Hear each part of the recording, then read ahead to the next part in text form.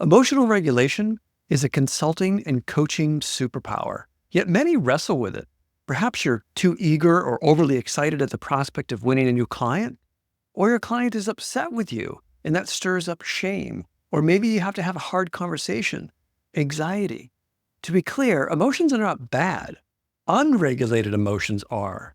Unregulated emotions risk deals, relationships, partnerships, productivity, outcomes. And if you find yourself reacting rather than regulating, take a closer look at what's going on.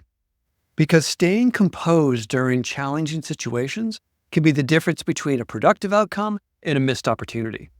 But how do you do it? Well, here's 3 tips to help regulate emotions, especially under pressure. Number 1, pause before reacting. And a brief pause can prevent impulsive responses.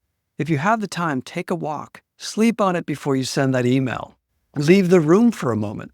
And if you can't, and oftentimes you can't, take a deep breath and get curious. Something like, hey, tell me more about that. Help me understand your line of thinking. Number 2, identify the trigger. Recognizing what's deregulating you matters. Otherwise, it owns you. You're not free to fully execute with a clear head. And that impacts your effectiveness as a coach and consultant.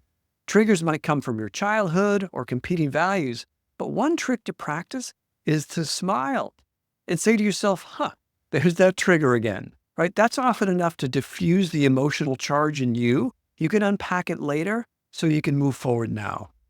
And then number 3 is take action.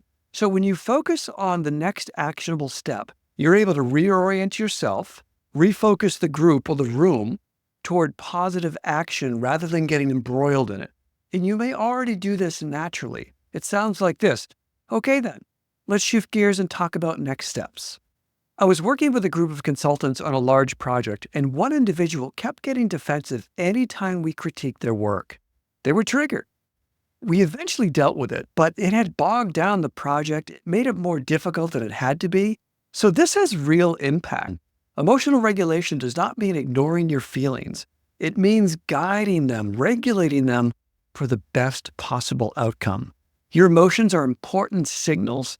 Regulating them for positive outcomes pays dividends for you and for your clients. I hope this helps.